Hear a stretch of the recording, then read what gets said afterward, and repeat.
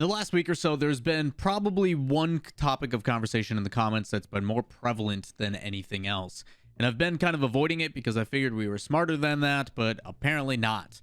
If you guys don't know what I'm talking about, during the spring split trade window, there was two major things that happened in Europe. Number one was Team BDS changing up their roster, and number two was the players that were involved in it. One of those in particular being Vatira of Team Queso. A lot of people thought that there was potential for both either Seiko or Vatira to go over, but because that didn't happen, Vatira and the rest of Team Queso stay together. But then Team Queso does put out some information. On April 27th of 2022, they do put out From Nothing to Heaven. This year, we have seen one of the most meteoric rises in esports in recent memory. It has been a real pleasure, Vatira, Joyo, and Rise. Good luck in the future. This is our tribute. Don't stop watching. They put out a YouTube video paying tribute, obviously, to their team. But the announcement basically states that they are no longer under the team of Team Queso. All three players have been transferred to another team. So there is confirmation that the team has officially been locked up.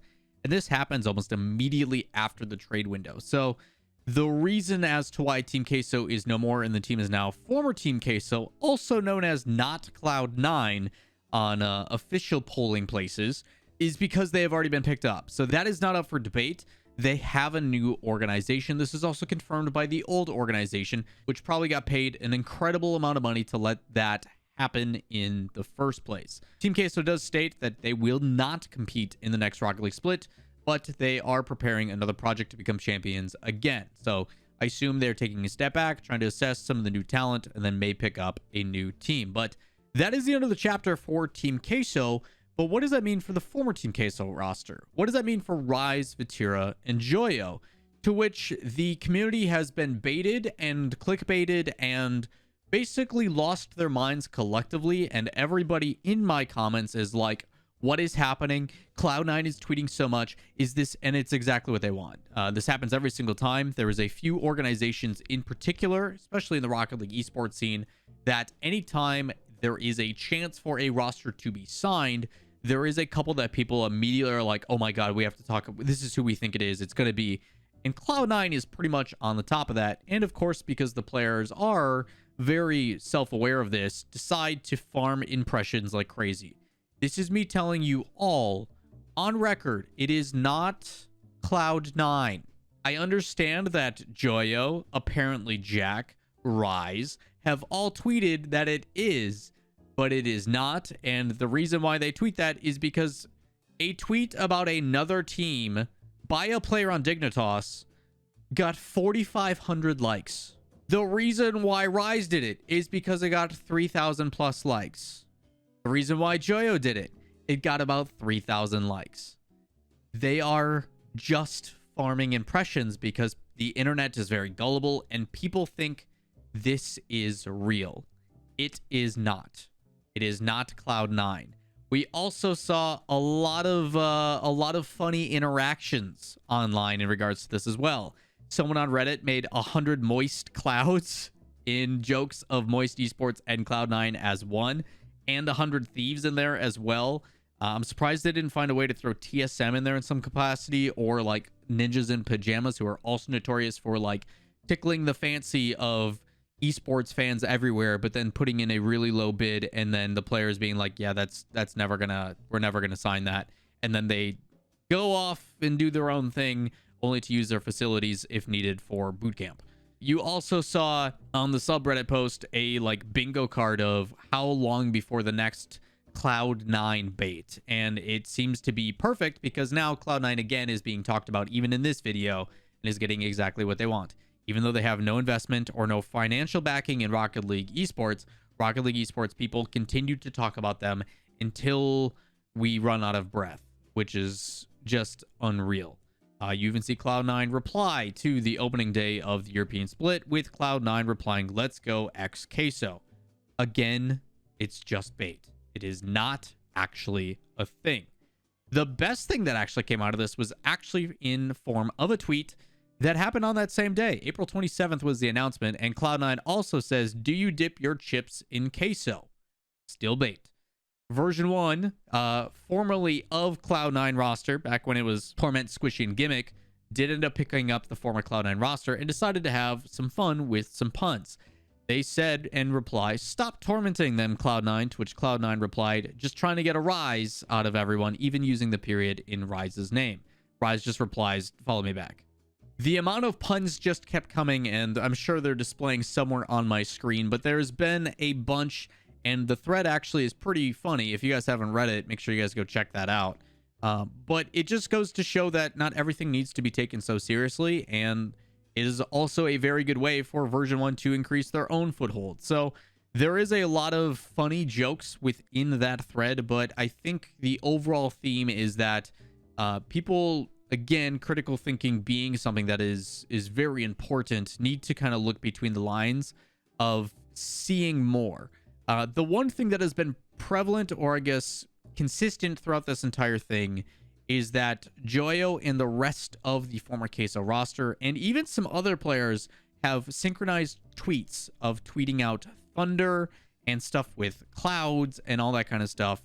And many people, I think, are finally starting to realize that it is all bait. Now that we've gotten through the history of the jokes and stuff, to talk more so about the serious side of things. When these organizations release or let go of their roster, it is due to the fact that, yes, it is quite the investment. And what I assume happened is because Queso has shown a second place, a first place, a second place in the regionals, and then a first place at the major, a raise, a pay bump is definitely in consideration and justified. The results speak for themselves. They are arguably the best team in Europe, let alone in conversation for the world. Who knows what would happen if G2 and former Queso played each other again at the major? Who would win? Arguments say that I probably lean on the side of G2 right now with the way they've been playing, but without a doubt, Queso is in that conversation as well. I think it's a coin toss.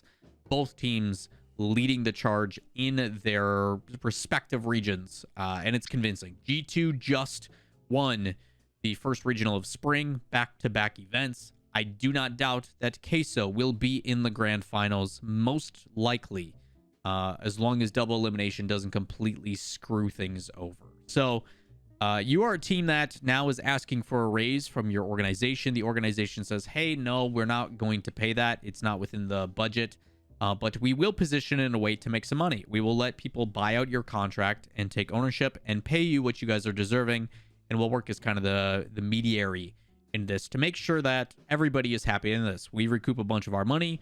You guys get paid. New organization gets to come into the RLCS. Everybody's happy. Gentleman's agreement, handshakes all around. So now that conversation has happened, this dates back. This conversation has been in place and has been finalized for quite a while now. It's just a matter of making it public at the right time.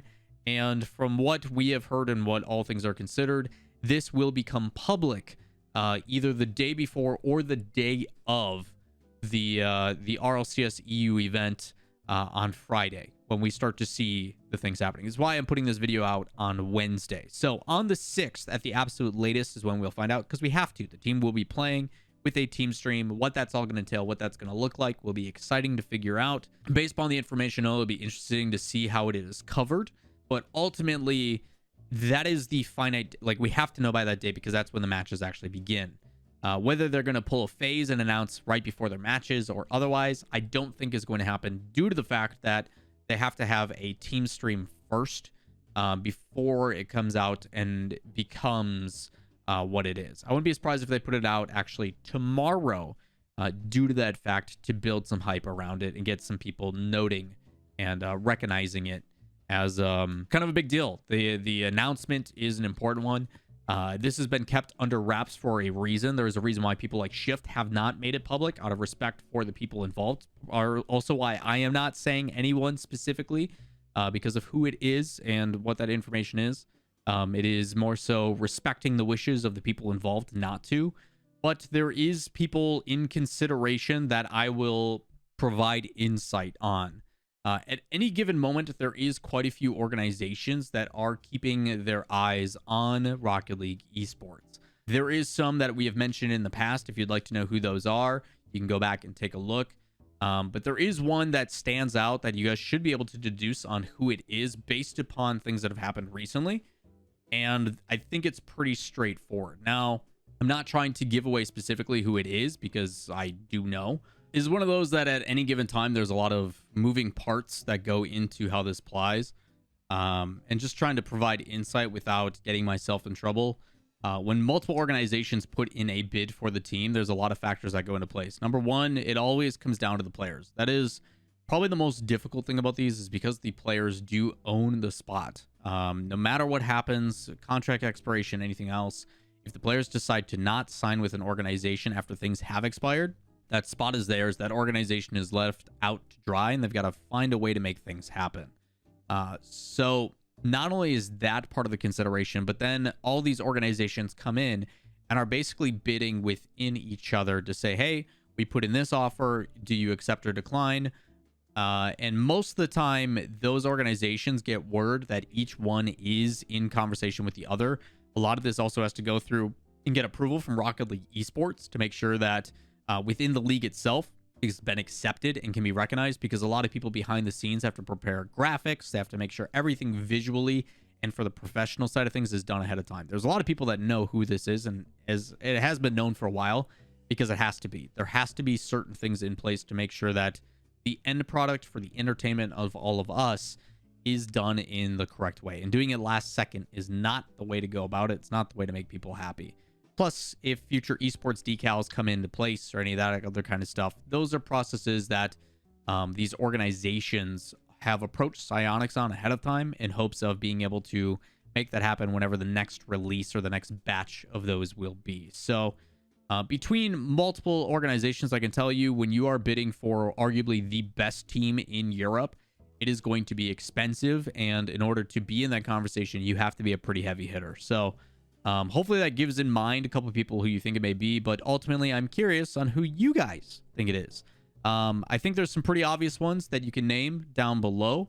Let me know who you guys think it may be, and maybe, just maybe, after the announcement happens, I will give you a heart on who exactly it is. But with that said, I do appreciate you guys all taking the time. Hopefully this provides some insight into the conversation, but ultimately the question persists. Who do you think is signing the former Queso team? Is it Cloud9? Maybe it is not just Bait this time. Maybe it's someone like TSM. Maybe it's 100 Thieves. Maybe it's someone else. You'll have to wait and see, but a lot of different conversations about who or who it may not be. But I, for one, am excited on who that new organization will be. That is going to do it for today's video. As always, excited to see how this changes the landscape of Rocket League Esports and what this new organization will bring to the space. But again, let me know who you think it is down below. And while you're down there, if you enjoy the content, thumbs up, subscribe, notifications. We'll see you in the next one. Peace.